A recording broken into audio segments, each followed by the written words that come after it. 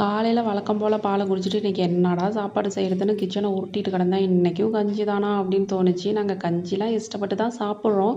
இருந்தாலும் என்னைக்காவது இப்படி சலுப்பாக இருக்கும். சரி நேற்று பணியாரம் சுடுறதுக்கு கல்லை வெளில எடுத்துட்டோம். முட்டை பணியாரம் செஞ்சால் என்ன அப்படின்னு சொல்லிட்டு ஃபஸ்ட் டைம் ட்ரை பண்ணேன். செஞ்சுட்டுக்குள்ளே திடீர்னு நடுவில் சீஸ் வைப்போமே யார் என்ன சொல்ல போகிறா அப்படின்னு சொல்லிட்டு வச்சேன்னா சூப்பராக வந்துருந்துச்சுங்க. முத்து முத்தாக அப்படியே அந்த சீஸ்லாம் உள்ளே மெல்ட் ஆகி சாப்பிட்றதுக்கே அருமையாக இருந்துச்சு. அதை சாப்பிட்டு உட்கார்றேன். மேல் வீட்டக்கா கால் பண்ணுறாங்க. என்னம்மா இன்றைக்கி மதியம் சமைக்காத வந்து இங்கே சாப்பிட்லான்ட்டு. ஏன்க்கா என்ன விசேஷன்ற? இன்றைக்கி புரட்டாசி சனியில் சாமி கும்பிட்றேன், வந்து சாமி கும்பிட்டு ஒரு வாரம் சாப்பிட்டு போன்றாங்க. என்னது புரட்டாசி சனியா? நான் வேறு முட்டையை சாப்பிட்டேனே நினச்சிக்கிட்டு பரவாயில்ல அதுதான் வெஜ்ஜில் சேர்த்துட்டாங்களேன்ட்டு கடகடன்னு ஓடி போய் குளிச்சுட்டு ரெடியாகி அங்கே போனால் அவங்க சாப்பாடே வச்சு பெருமாள் மாரி ரெடி பண்ணிக்கிட்டு இருந்தாங்க.